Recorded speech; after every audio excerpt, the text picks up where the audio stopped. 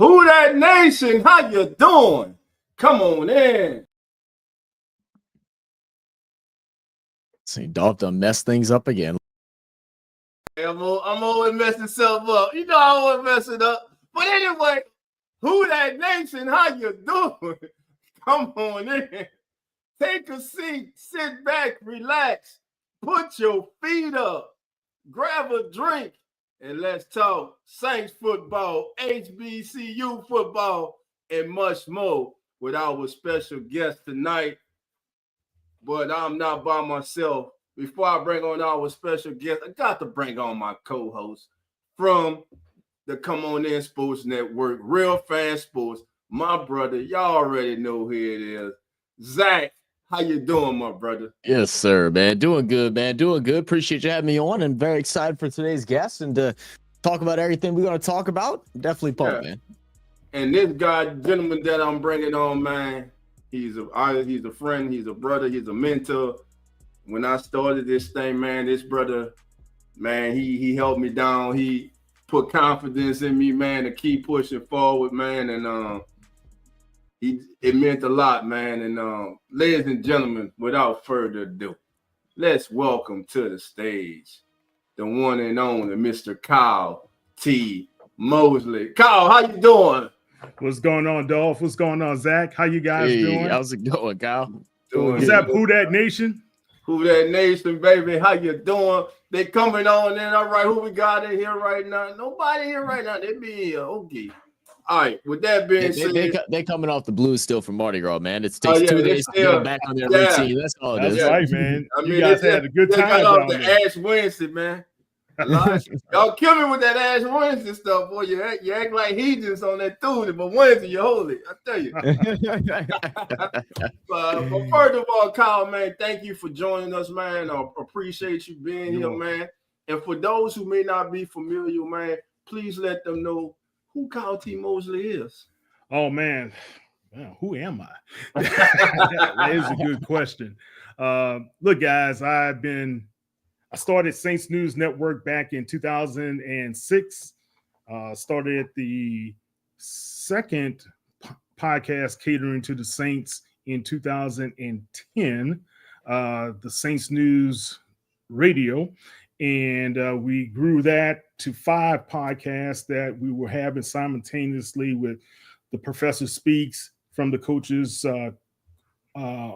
office, Saints Angels, NFL Huddle, just to name a few, Crescent City Connection, the first Crescent City Connection that was out there. And, you know, then we started partnering with Sports Illustrated back in 2019. We had guys like Ross Jackson, John Hendricks, Bob Rose on the staff, Brendan Boylan as well. So we had quite a run, and your boy Dolph started getting old. Oh, come on, man. That's a number, baby. That's a number, baby. That's a number. No, look, going through cancer surgery, cancer treatments, and trying to hold it down at home and write 3 or 5 stories a day, it became a little much. So I'm semi-retired now from the Saints, still holding down content for Sports Illustrated on the HBCU Legends side. So that's a little bit about who I am today. Gotcha.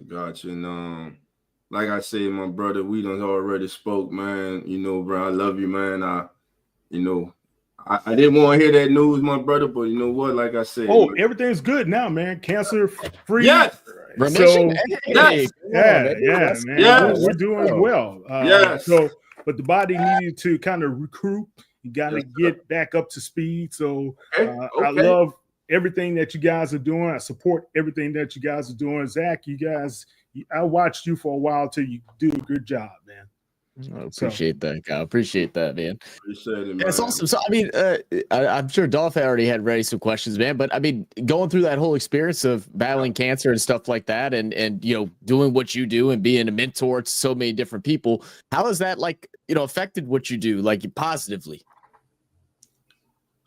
Give me a little bit more context because Yeah. I could go several different ways. Go ahead. Oh, several different ways. Oh, goodness. Okay. Yeah. So, obviously, like going through something traumatic where, cancer, life threatening, all those different things, it tends to put, life into a different perspective once you go through different situations like that. And, being who you are, mentoring and working with a bunch of different people with HBCU and all that, how has it kind of just put life in perspective in that way? And has influenced or changed how you go now? Yeah, I'm a little bit more at ease these days, man. Taking things a little bit more easier, and I have to be more conscious about what's going on because my son is still in college as well. So when he says, "Dad, I need you here," you kind of listen a little bit differently, right? And I think, Zach, what has really happened is being able to see how many people we can still affect their lives in a positive nature. If it's not just giving a career to, we could talk about how we could be able to help enhance their careers. And I think especially when you talk about these young student athletes from HBCUs who've been having the challenges trying to get their names out there, people to recognize that it doesn't always matter if you come from an LSU or Tulane or Mississippi State or one big Division I program, but if you have the talent and you're able to put it out on the field like Teron Armstead did, he came from HBCU. If we look at what Jerry Rice did, coming from Mississippi Valley State, Walter Payton, Doug Williams, then we understand that talent is not just residing in just Division I, but also within FCS as well as HBCUs and other small Division III teams as well. Look at what Puka Nacua was able to do, for the Rams. So we just got to have these NFL scouts and pro evaluators to be able to be fair in how they evaluate the talent and make sure that they give these kids an opportunity, just like what Eddie Robinson told one reporter before Doug Williams was drafted by the Tampa Bay Buccaneers. If you give him the opportunity, he'll show what he could be able to do, and it showed out to be true. Yeah, for sure. Right now, go ahead, Zach. No, go ahead. Go ahead. All you do. Just piggybacking off what Kyle is saying, right now in the Pro Football Hall of Fame, there are, if I'm correct, I believe there are 34 HBCU alums. I think it's 35. 35 right now. But again, like you were saying, it doesn't matter. Like I see on here a lot of times, like a lot of kids are going to go undrafted. For 3 nights, they're not going to hear their name called. But it's almost like they go back into the recruiting process when you think about them signing as an undrafted free agent, because now you get to pick the best destination for yourself that gives you the best opportunity to make an impact, to make that team. And so it doesn't matter how you get to the league. It's all about what you do with the opportunity when it is given to you. We can talk about Kurt Warner. A lot of these young kids, they see Kurt Warner right now on NFL Network and all this. Kurt Warner was bagging groceries. That's right. Kurt Warner played in the Arena Football League. For you youngsters out there who don't know what Arena Football is, Google it, look it up. There's an Arena Football. Right. And now he went from Arena Football to an afterthought of a quarterback to a Super Bowl champion and a Hall of Fame quarterback. And like I said, HBCUs, you got 35 members right now in the HBC, in the Pro Football Hall of Fame. And broken down, Grambling has Willie Brown, Buck Buchanan, Willie Davis, and downtown, not Charlie Brown, but Charlie Joyner.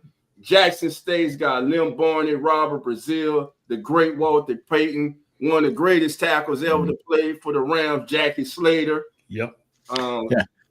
Harry Collison, Deacon Jones, man, we can go on and on, but HBCU has been a big part of the National Football League. And listen, arguably the greatest wide receiver in the history of the game Jerry I don't Rice. even know. I don't even know if it's arguably. I think it's determined at this point. You know, I have to agree with you, Zach. It's a no-brainer to me when you talk about wide receivers.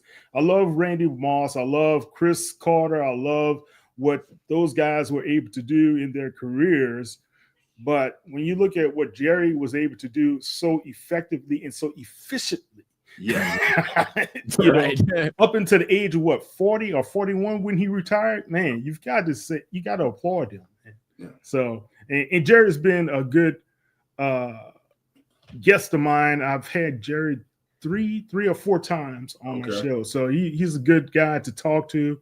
Very, very cordial. But the thing is, I don't want to beat the dead horse, but I just got to say this. If you look at that HBCU Legacy Bowl, look at the HBCU Combine that just was in New Orleans, guys, a few weeks ago. Right. That was one of the best run weeks ever for HBCU talent, to be able to have the 32 teams present, CFL teams, European League teams, being there to be able to talk to those kids, get to know those kids.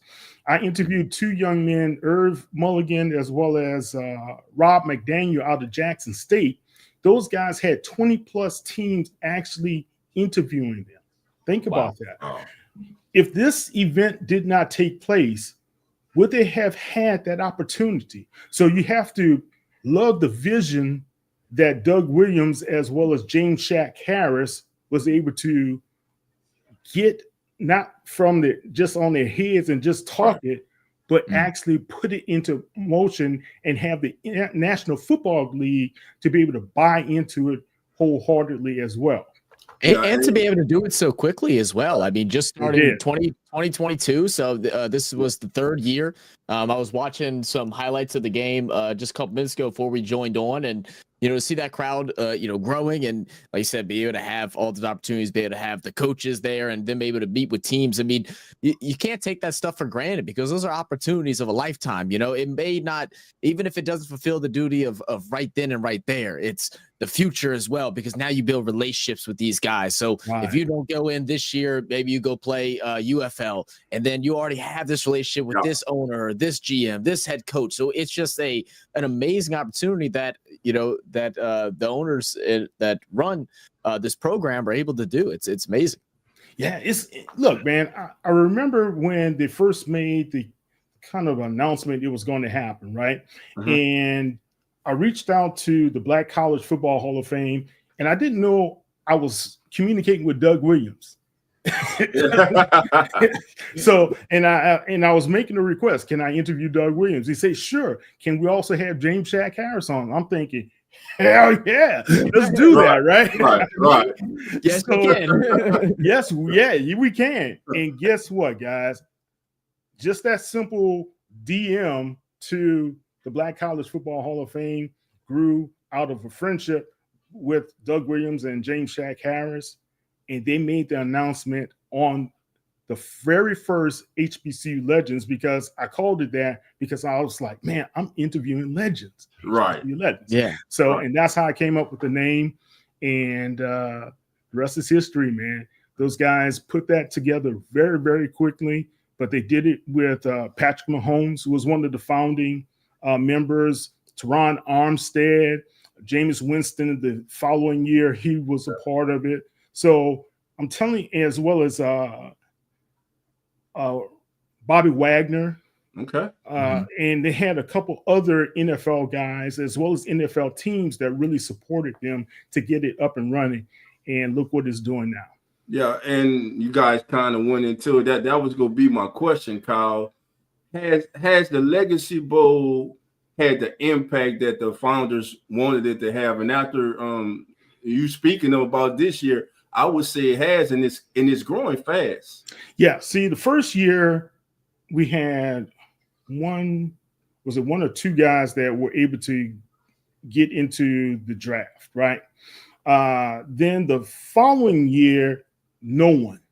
Right. And that was very, very disappointing. And we only had one young man that was drafted, and he was drafted by the New England Patriots. That was Isaiah Bolden, right?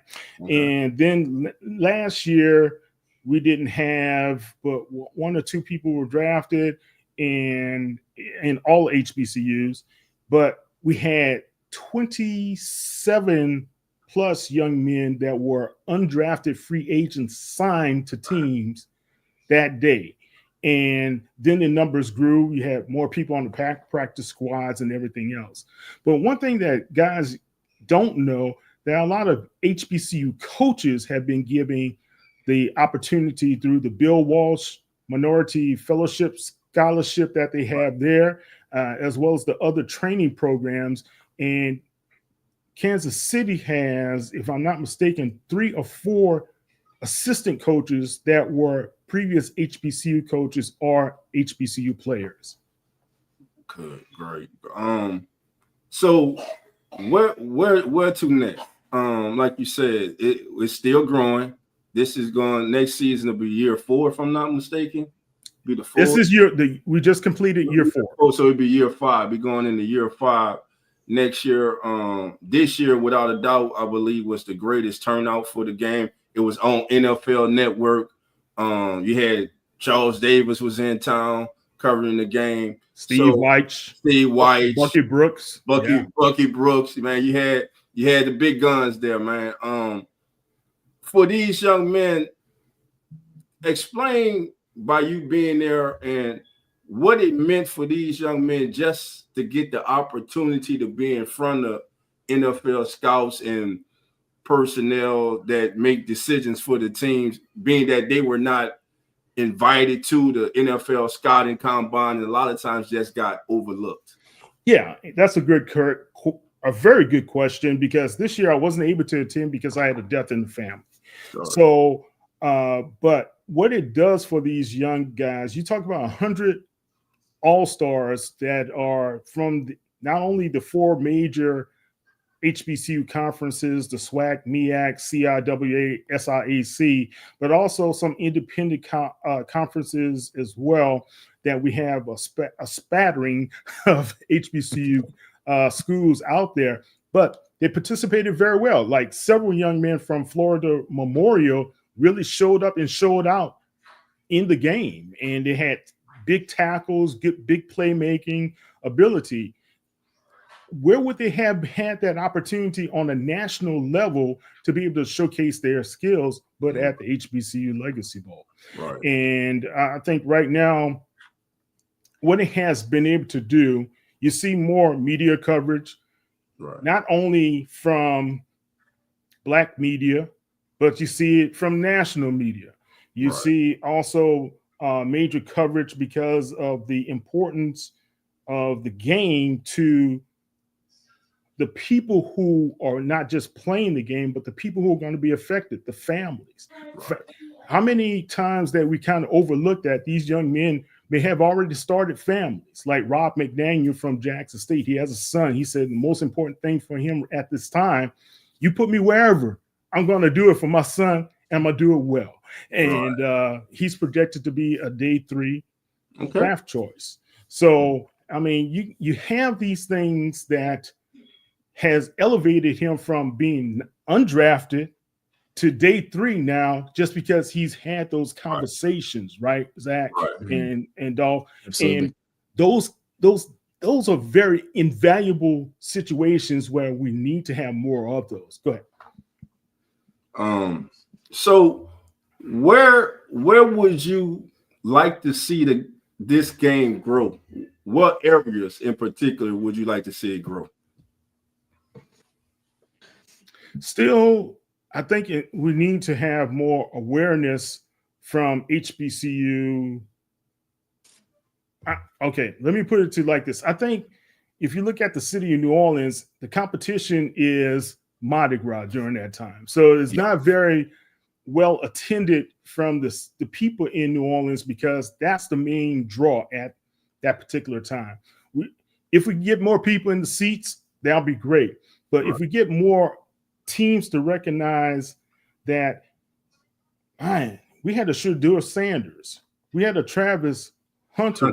Those guys started their careers at an HBCU, and right now they're about to be #1 draft choices for some teams in the National Football League. And you have the fastest running back at the NFL Scouting Combine. He started his career at an HBCU, North Carolina A&T. Right there. There you go. Carson Vincent, the one lone HBCU guy who had his whole career at HBCU, Alabama A&M, is projected to be either a late day 2 or day 3 pick, right? Right. I'm telling you right now. I'm telling you right now. You know where I'm going with. I interviewed that kid. I met that kid. I'm telling you right now, whoever gets that kid in their building, they getting a football player. That's a steal. I'm telling you, that kid gonna be a steal. That kid gonna be a player.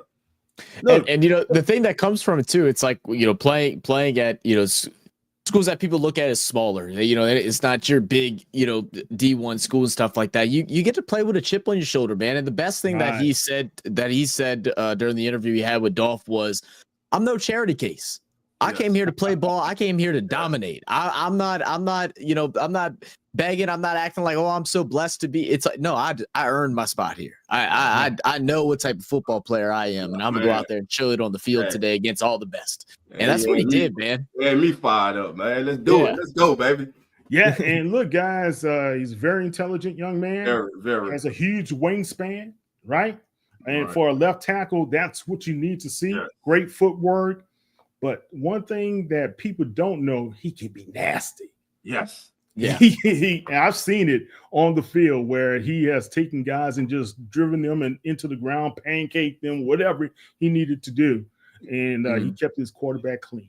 He got that switch. He can switch it on. He got that switch when he goes on that field. He goes to another person. Because I believe he said something like off the field, you know, I'm God-fearing and everything. But when I'm on the field, it's a different person. It's a different person.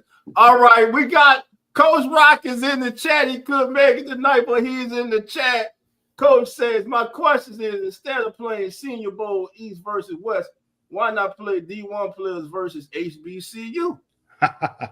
Well, you talk about politics now, and that's a lot of politics that go into these East-West Shrine as well as the Senior Bowl guys. I've talked to guys behind the scenes who were sitting in those rooms, and the guys who make the decisions want to keep it as top-heavy Division I as they can. Gotcha. Right? FBS. Right. Division I as they can. If you notice, there's fewer and fewer FCS players that are invited to the Senior Bowl and to the East-West Shrine Bowls as years pass.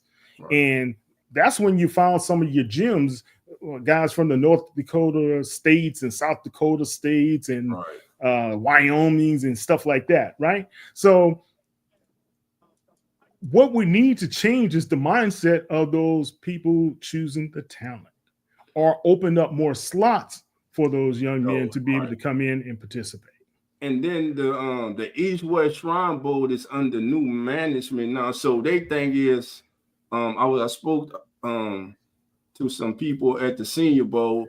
So the thing with the East-West Shrine game, they are now trying to get better players, more top-level players to come to the East-West Shrine game. You know, normally East-West Shrine game was mostly made of your day 3 or undrafted free agent players. But now they're looking to try to up their talent level to get on the same level as the Senior Bowl. Well, a lot of people don't remember years ago, the East-West Shrine was the better game to showcase yourself than the Senior Bowl. And guys like Robert Brazil and Walter Payton, if they did not have the weeks that they had at that East-West Shrine game, they probably would not have been number 1 draft choices. Right. All right. And they had really, really strong weeks, and they showed that they can compete better than the competition that came from bigger name schools. Right. And man, and going back, you're right. The East-West Shrine game used to be the game when I was coming up. You was coming up on TV. You get out there. You got kid. He may have played at BYU, but he got a Tennessee sticker on his helmet. It got right. 3-4 different stickers on. I mean, you used to love that game. Yeah, Now, you're right. Now the Senior Bowl has surpassed it. You got to give credit to Jim Nagy for the great job that they do with the Senior Bowl. And what's going to happen to the Senior Bowl now that he's gone to Oklahoma? He's now the general manager. General manager. Yep. Yeah, of the Sooners. So that's going to be quite the change there at the Senior Bowl. Yeah, because he definitely puts on a really good show, man. So it's gonna be hard shoes to fill there. So whenever doing starting up with the HBCU Legacy Bowl, what was like some initial startup things? Like did y'all have a model that y'all wanted to try and follow or emulate, or y'all kind of wanted to do it y'all's own way? I can only speak for what I know on what Doug had in his mind. He said, I needed to showcase, because I got to take you back, a little history lesson. Back in the mid 70s to early 90s, there were Black college all-star games across the country. I remember one in particular was in the Superdome, because my cousin played in it from Southern University. I think it was 1980, because he was drafted by the San Francisco 49ers. And Bill Walsh said, I drafted him. He told, this is what he told to my cousin Kenny, the Body Snatcher Times, who was the MVP of the Bayou Classic in 1979, when first time Southern defeated Grambling.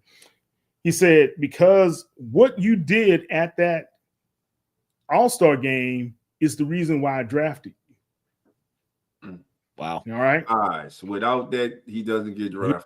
Without that game, he would have never met a young coach named Bill Walsh. Unknown opportunity. And that's what the Legacy Bowl is providing. It is providing opportunity. Now, Kyle, we just also announced today was the inaugural game, Las Vegas, October 25th, Grambling State taking on Jackson State, HBCU Classic, man. How did this come about, man? Good question. I don't know much about it. And I do know that the people who were responsible for putting it on, like the president of the Las Vegas Raiders, she's an African-American woman, right? Mm-hmm. She was instrumental for spearheading this with the tourism board of Las Vegas to be able to bring the HBCU element to Las Vegas, because she felt it was being overlooked. And what better venue to have it at Allegiant Stadium, which is a beautiful stadium, right? Beautiful. And you also have the entertainment factor of bringing people to Las Vegas for that weekend. And you have the two storied programs, two of the more successful storied programs in HBCU history, with Grambling State and Jackson State. Mickey Joseph being from New Orleans, being the head coach over there at Grambling, and the national champions of HBCU with Jackson State and TC Taylor. Yes. Not the champions of bands, but champions on the football field. On the football field. that want to make that known. Yes.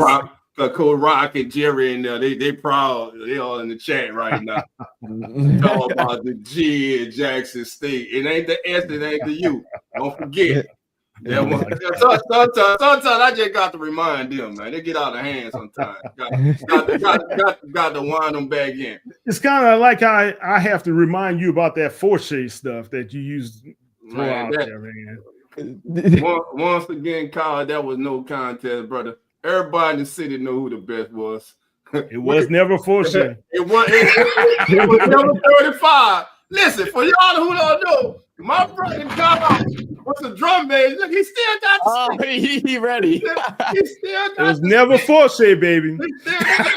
Listen, see what you're hearing is a man who is bitter, because every time they came up against the foe, they got not bitter, just confident. I already knew. Well, listen. I know the truth. The truth will set you free, baby. You gotta let it go, baby. It was never in my year. I'm gonna tell you that. I think you're behind me, so it was never in my year. It was never It was never from 1980 to 84. It was never in my year. We used to, in my years, we used to say, who that is? Who? God. Oh, man, nah, man. We had more respect for St. Mary's. Oh my God! All right. I ain't gonna do y'all like. I ain't gonna do y'all like that. You insulting the guest, though. I mean, you about to get hot and heated in the building. Hey, I think I got him ruffled there, Zach. I think you did. I haven't seen Dolph this worked up since Coach Ross. You see how roared up he is, right? Yeah. Look, you about to get off this, go back into the bed, talk to his wife, be like, man, that damn Kyle last night. I can't believe that damn Kyle. I invited him on my show, and he gonna go and talk about how we used to get stumped by 35. I mean, how we used to stump 35. Oh, man, that's all right, dog. Man, just come. You can call me later, bro. You got my number. You got my number. I got you.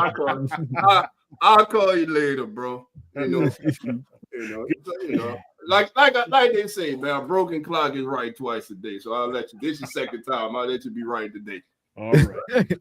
Now let's talk about Kyle so far. What do you think, first of all, about the Saints hiring of Kellen Moore? Do you like the hiring, or do you think some people want to say that the Saints settled, but many think that Kellen Moore was at the top of their list?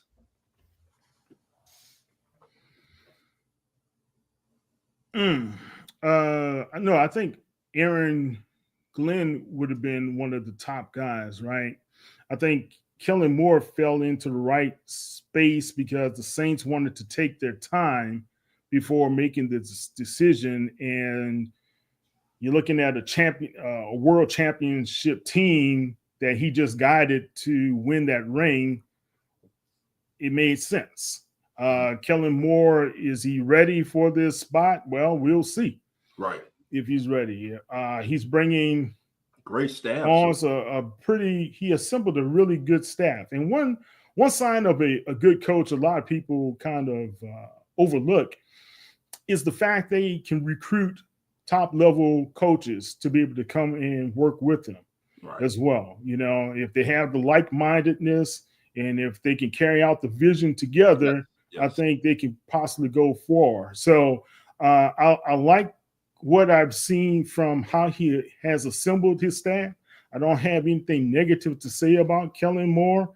I think he got the shaft when he was in Dallas, though.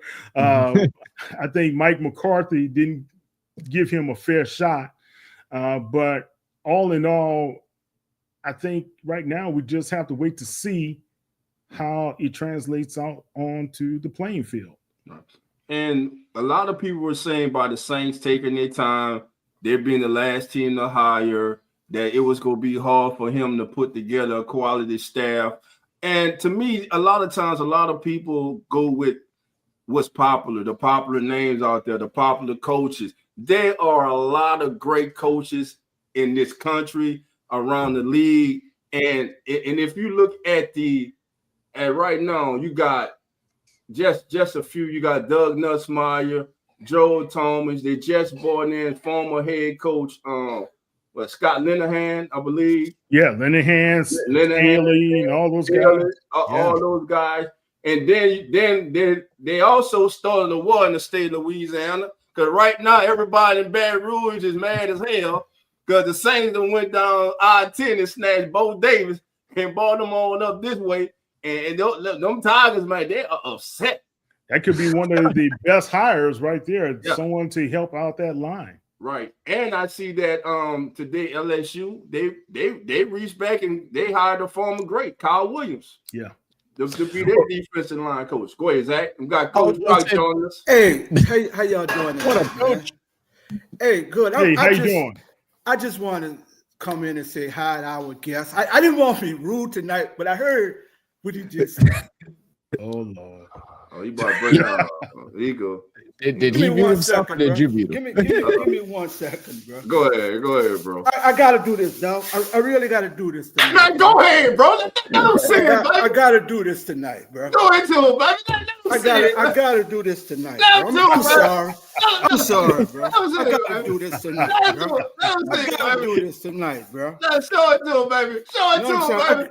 I gotta do this tonight, bro. I just had to do this. Yo, true, bro. baby. Don't man, ever do that, bro. 35?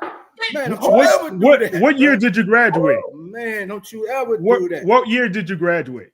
90. All right, see, you were behind me as well. Again, from 80 to 84, there was no competition, baby. Oh, come on. Come on. Come on. The Forte was never in the competition as far as the playoffs. They were never in the playoffs.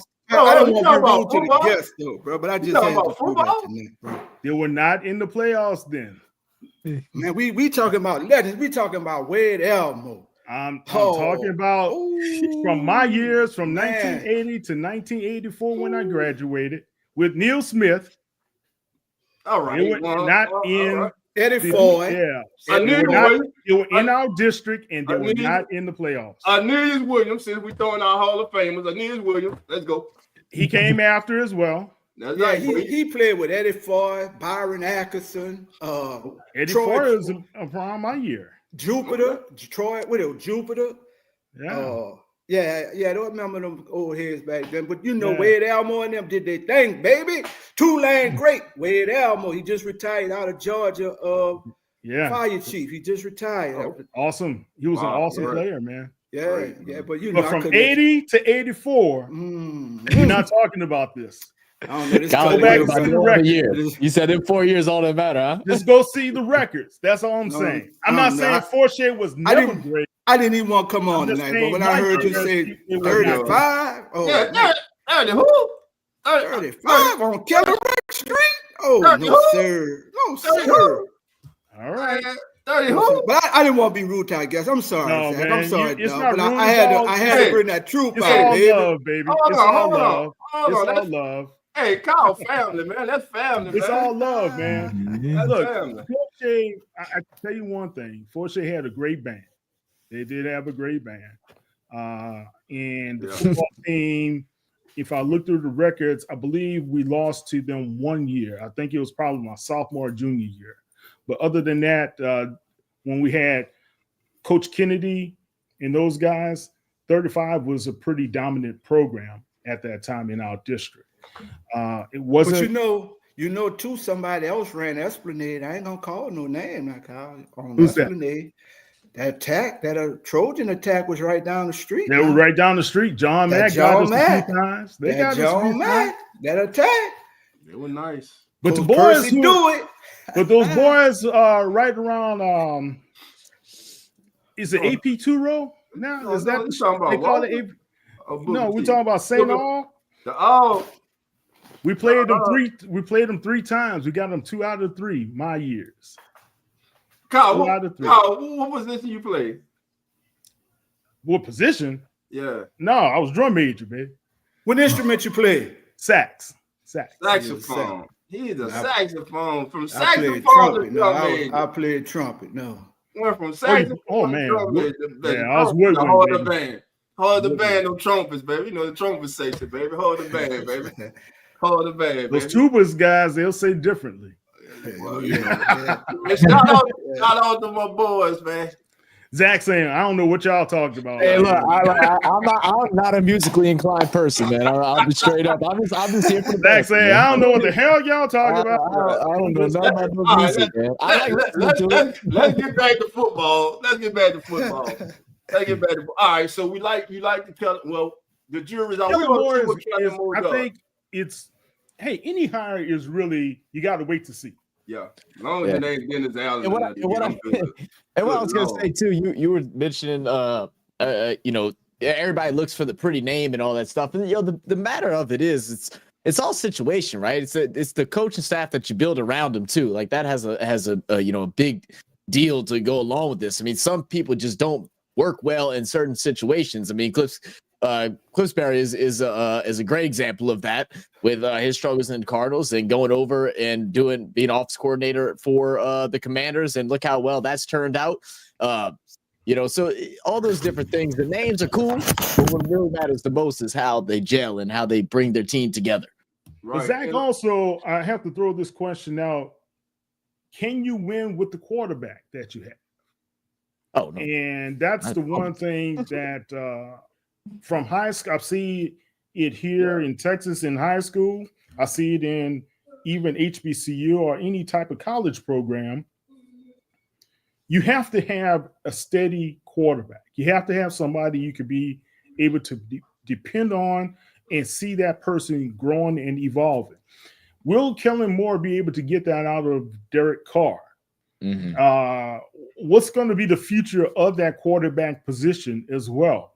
Should they go ahead and, if somebody slides to them, draft them like a Shedeur Sanders or whatever? And, you know, Shedor's father, Deion, said it best. The reason why they're talking negatively about you because they want to see you slide. You know, but I watched that kid too long, ever since he was in high school, to know he's been a winner then, he's been a winner in college, and his kid's going to be a winner in the pros as well. And he's one of the more accurate, as well as you can see he has evolved his game year in and year out. And we keep on forgetting he threw to a Heisman Trophy winner in Travis Hunter. Special. Yeah. I mean, you know, as far as our quarterback situation, I mean, right now with Derek Carr, obviously, I don't see it. I mean, I'd love to see him bring out more out of it. I mean, we you know, who doesn't want to see a winning season and such? You know, if somehow we can slide down and grab Shedeur Sanders, I mean, that'd be absolutely, you know, amazing. I know Dolph is ready to see Carr gone. He's ready to. I'm like this. But let's say we put up a blank. We put 3 pictures up, blank pictures up right now. We put stacks up, and we put up 40 touchdowns, 13 interceptions, and 68% completion percentage. Mm-hmm. Would that be Patrick Mahomes, Josh Allen, or Derek Carr? 40 touchdowns over what period of years? Over how long he been the same? 2-year period. Yeah. Does he have that many touchdowns? Yeah, he got 40 touchdowns. Does he? 13, with the Saints? 13 and a 68% completion percentage. But when you watch the game from afar, if I wasn't a Saint fan and watched every single game, I would look at those numbers and say, hey, I'll take that. He ain't that bad. Yeah, he ain't bad. Like, well, why are they complaining? Yeah. Derek Carr is not a bad quarterback. No, I don't think so. He's just not a quarterback that can elevate a team, put a team on his back, and elevate those around him, in my opinion. Let me play devil's advocate. Okay. Or did Derek Carr have the right offensive coordinator? Did he have the right quarterback coach? Did he have the right head coach? No, absolutely. Well, in his opinion, did he love him? Oh, he loved him because he paid him. They did have a good love affair going on, but does that mean it was right for him? Can Kellen Moore be the guy that be able to extract what he needs from Derek Carr to be able to make him a winner or help him become a winner? So I think there's certain things with Carr, like it with his stint with the Raiders and such, that he looked really good in a lot of moments, man. There was a good run of three or 4 years where he was really striping them. I think he had 8 straight seasons or 7 straight seasons of 4,000 plus throwing yards. You know, so he has qualities and stuff, but it just feels like some players just don't have it to get him over that hump. And, you know, the fact that he's 35 years old and, you know, it's kind of twirling down. It's like, is he going to be able to learn new tricks? Is he going to be able to put in better situation? And, you know, even if he is, does it matter right now with the Saints, who, you know, really are in a rebuild moment where, you know, we have two wide receivers on the team, and I don't think neither one of them are number ones. Like, I think Olave can be, but he hasn't always proven it. And with the concussion issues, that's a whole nother story. You know, I just feel like it ain't the best situation for him. It ain't the best situation for us, because we got to look towards the future and developing something young. But the question is whether or not we can do that, because we have not been successful at developing a young quarterback in the history of the Saints, I don't believe, or as far as my knowledge goes. How many playoff wins does Derek Carr have? 0. What, right? 0? I mean, the visits to the playoffs does he have? And he wasn't in that game. People don't remember that. He wasn't in that. Yeah, that was he was injured, right? Yeah, he broke. Well, no, he played. I'm sorry. He did play one playoff game against the. I thought he was injured that game. I don't. Maybe. So I'm not 100% sure. all I'm saying is this: he's 35 years old, and I think Atlanta is coming to understand what they have in Kirk Cousins as well. What's happening with Aaron Rodgers? He's now having to find a new home at 34, right? 30. Yeah, something. looks like he's going to New York. Yeah, 40, wherever, however he is. But the thing is, right now, guys, No, you played that. Even you look at what Jameis is how old? 30 now? He just made 30?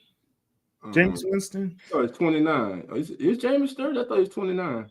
29, 30. So, I mean, yeah, if you around look at there, some of the quarterbacks that are going to be out in free 31. agency, 31, out in free agency right now, can you win with these guys? Because the object of the game is going through all of the training camps, the preparations, the OTAs, and everything to that nature.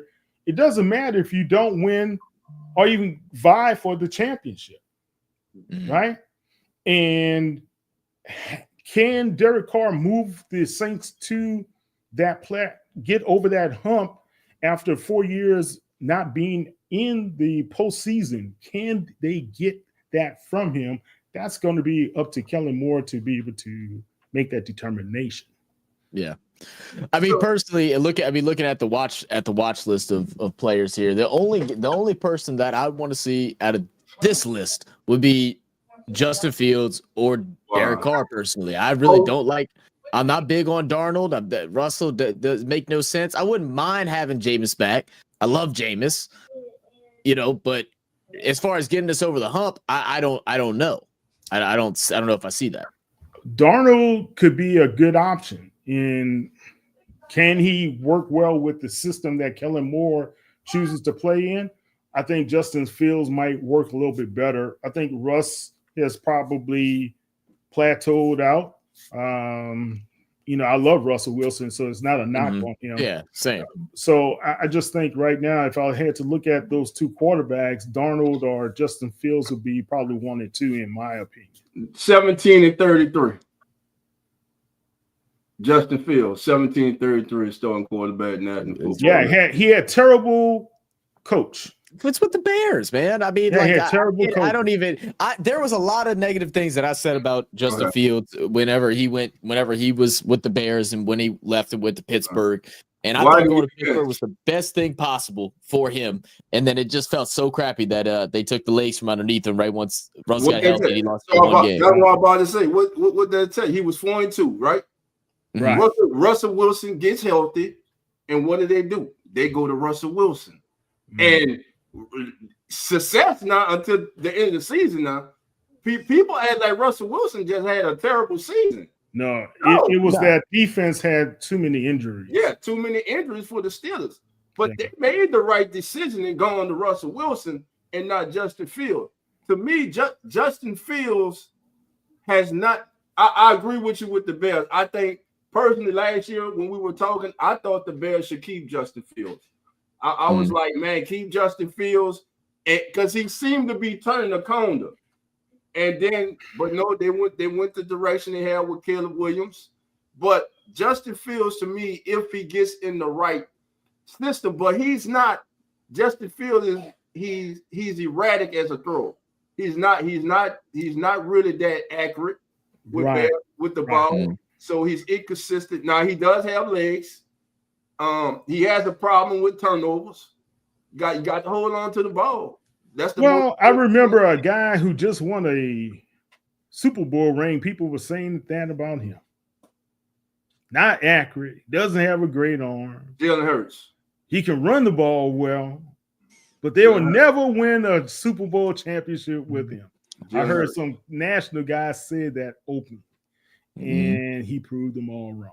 Let me just say this. I mean, and the thing is, too, he's so young. I mean, let's look back at one of the best quarterbacks in the NFL history, Peyton Manning. Look at the beginning years.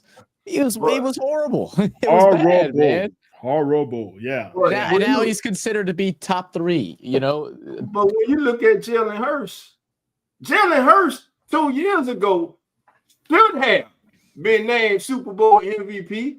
Because he outperformed. He outperformed Patrick Mahomes. Then he was the best player on the field.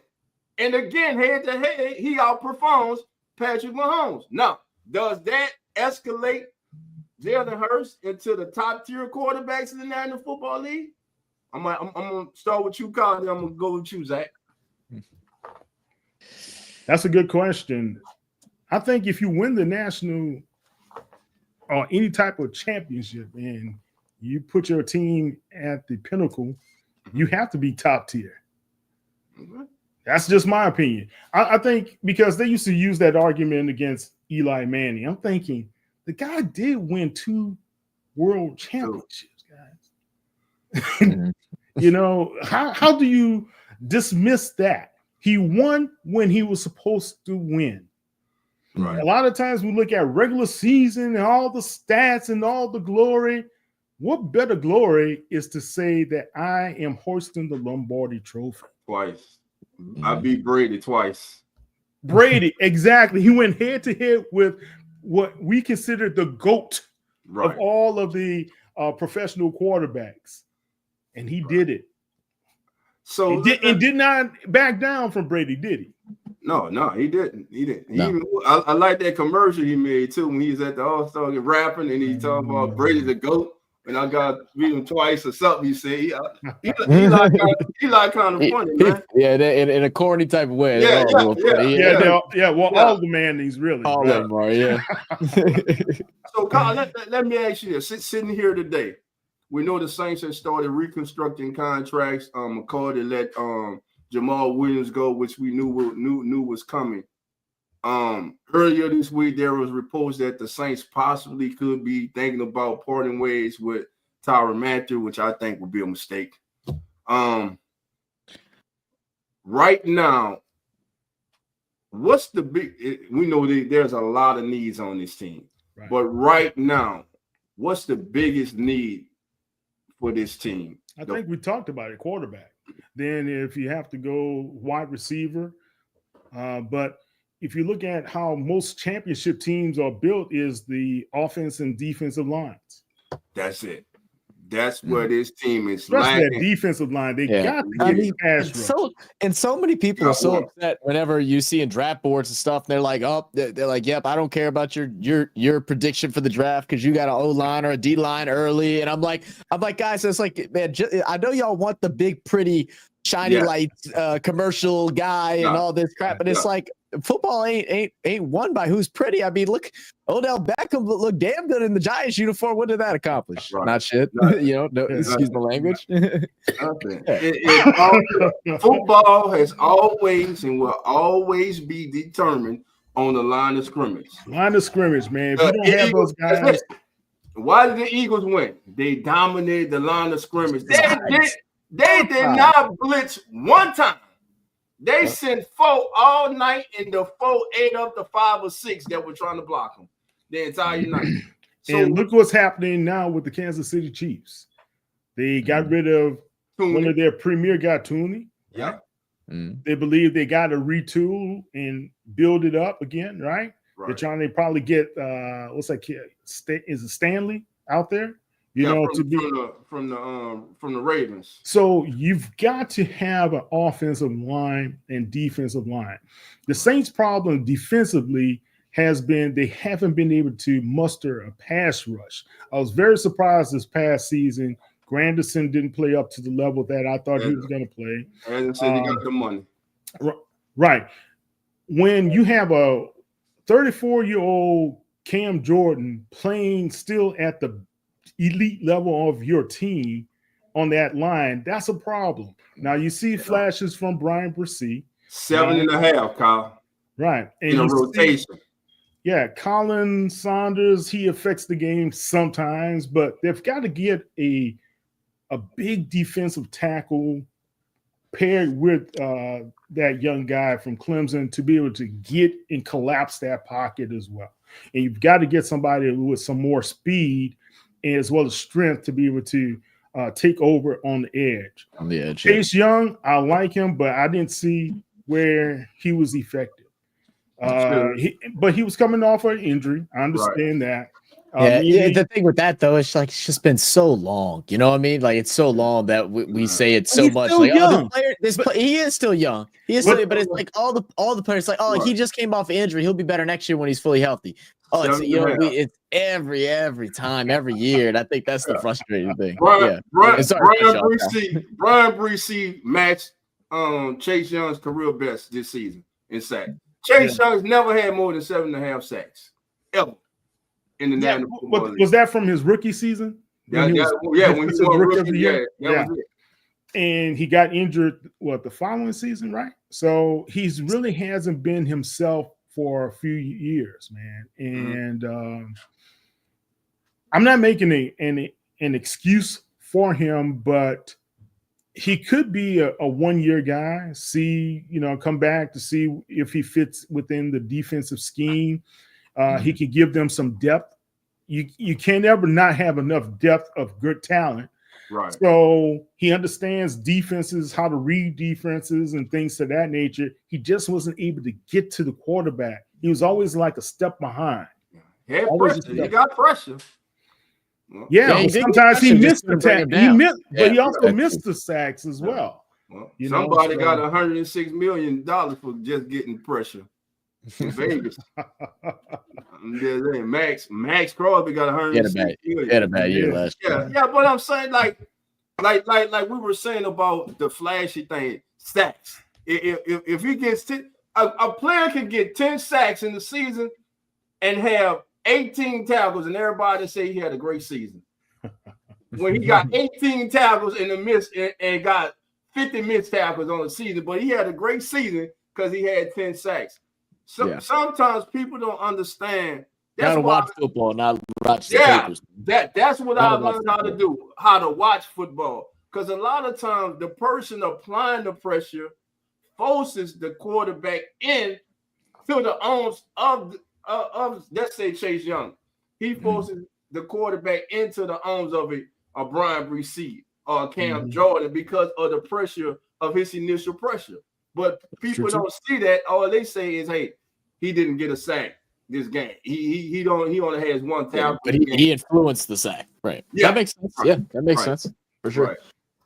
So, Kyle, before we get on out of here, man, again, we appreciate you being here. I know it's been fun, guys. Thank you for having me, man. Thank you, my brother, for being here, man. It's a pleasure. It's a pleasure, man. But the greatest news that we got tonight was at the beginning. For all those who don't know, my brother was dealing with cancer, and he just gave us the greatest news tonight, man, that he is cancer free. And man, that I'm a little emotional. I'm trying to hold it in, man. But you and me both when I got that. Totally imagine, man. Hey, man, this thank God, man. I'm gonna say this, man. Sometimes God puts people in your life. Again, when I started this journey, there were a lot of people, man. I think, man, but I think this man, he's one of those at the top of the list.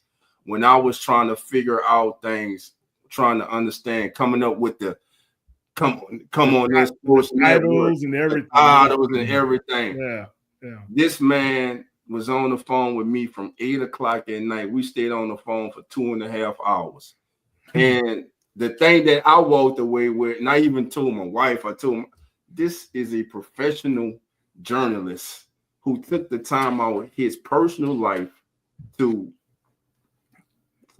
try to help me better myself. And you just don't meet people like that every day, man. And my brother, I'm telling you, man, I love you. I appreciate you, man. I thank God, man, that for the news we got tonight, man. And hey, you always got a brother here, man. And I'm gonna be bothering you more now. I'm gonna be bothering you more now. So you're gonna be looking at your phone, man. Nah, man. Thank you. You might tell you guys this. One of the reasons why I started Saints News Network, right, was because I saw Ro Brown and John DeShay, right? Yeah. They only, at that time in New Orleans, they only were the guys looking like me. Gotcha. Yes. Right. And what I had appreciated about John DeShazier, see, guys, this is when the internet was in its infancies, guys. So they had the NOLA.com forums when we could ask questions and post comments and stuff there. It was no Twitter, none of all this here. I used to be in the forums. I know what you're talking about for the Hornets. I used to be in there all the time. Yeah. There you go. There you go. And John DeShazier would take the time to even comment and answer your questions. Wow. Mm-hmm. Right? And I was like, wow. That meant a lot to me. So when the New Orleans Saints were about to draft, and when the Houston Texans did them a blessing going with Mario Williams instead of Reggie Bush. Yes. When I got that word, the next day I took out 2 domain names, saintsnews.net and deuceandreggie.com. And I started those, and there was a new forum out there called blogging. Nobody knew what blogging was. We just started just writing stuff, right? And I started writing, and that's how I got started, man. And I didn't do it with anybody's blessing, anybody's anything else. Then the next thing I know, I got a call from a representative of Danny Clark. He was the linebacker for the New Orleans Saints in 2010. And she said, hey, would you like to interview Danny Clark? I said, sure. Sounds great. Because she read Deuce and Reggie as well as saintsnews.net. I said, okay, cool. I said, there's this new thing called podcasting. Would he be interested in coming on the podcast? Right? Guys, it was horrible. It was terrible, man.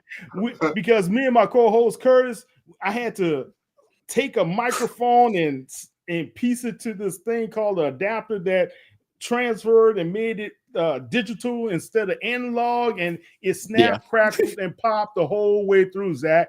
It was horrible, bro. And after 2-3 shows, Danny didn't show up again. So I'm saying all this, man, to just give you guys an understanding. You go through your trials, you go through your tribulations, you go through your right stuff and your errors. You just gotta keep going. And if it wasn't for guys like Mike Detillier, Coach Rick Gailey, and some of my friends who out there, who were able to line us up with our first major interview with Malcolm Jenkins and Tracy Porter and Junior Gillette and guys like that. Emery Hunt was one of my first guests. He's, from Football Game Plan. Now you look at his career, he's a CBS sports analyst from college as well as pro. We all kind of grew up together, man. But we did it out of nothing, but we had a belief that we could be able to deliver great content. And I hope that's my legacy, that I help guys be able to start their careers, like help Bob Rose start his career, launch his podcast career. I came up with the Bayou Blitz name. Hey, man, I'll call it Bayou Blitz. Let's put you out there. John Hendricks came on with us from Canal Street Chronicles. We built out Saints News Network on Sports Illustrated. All of these guys, Brendan Boylan, great young talent. Brendan was a high school kid. High school. Now look what he and Bob were doing with Bayou Blitz. So we had Dr. Carla Antoine. She was the first Black female sports writer for us in New Orleans. Wow. You hear me? She started with us as well. So all of these careers, as well as my career, God has blessed us with. And if I could do anything to help people out, like people have helped me out, that's what I'm gonna do. Yes, so sir. I'm not flashy. I don't have the big name. Just Kyle T. Mosley, damn it. Kyle T, baby. Kyle T. Kyle T, baby. Just don't get him started about the bands, and he's all cool with you. Yeah. Look, long as he don't long as you don't pull out that damn drum bass. Yes, But Dolph, you know, you guys are kind of delusional. I got to kind of set you straight every now and then. Man. Every now and then. All right. I'll let you have it. You are the guest tonight, so I'm going to let you have it, you know. All right. Since you're the guest, you know. But anyway, again, my brother, thank you so much for being here, man. Appreciate it, man. For real. We appreciate it. And we going to be reaching out to you during the season. Listen, coach, come on in, Sports Network, which you helped name. Because look, he gave me this one thing. He said, Dolph, you got to think, Dolph. It's a brand. You're going to be a brand. You got to your brand is going to be. What your brand's going to be, Dolph. Yeah. Come on, Dolph. And I thought, man, listen, I was all at work in the truck thinking. I think of something, I text Kyle, and you're like, okay, let me see. Nah, Dolph. Nah, that ain't going to work. Zach, some of the things he came up with, we can't talk about now. I can only imagine. I thought Dolph was on some powerful stuff at that time when he was coming up with these names. It was just the fuse for the truck. That's all it was. Fuse for the truck. Yeah, I came up with some doozies, boy. I ain't gonna lie. There was some doozies I came up with. I tell you, but then I just thought about it. It was simple. Sometimes, like Nine say, man, just keep it simple, man. Everybody, come on in. Yeah, but Zach. You keep doing what you're doing. Dolph, you keep doing what you're doing. You guys reach back and help somebody. That's the most important thing. You just don't do it for yourself. Collaborate, network, meet as many people as possible because you never know. One day you may work with that person. So help those guys out. And hey, man, everybody who's out there, if there's anything I could do, hit me up. Let me know what I could do to try to help out. I'm willing to listen at this time. I got a lot more free time on my hands these days, so just hit me up, okay? All right. Thank you so much, man. Thank you, guys. He's the great Kyle T. Mosley. That's Zach. I'm your boy, Dolph. This has been the Keeping It Real Who That Sports podcast. And like always, family, love and who that, man. The Comma in Sports Network.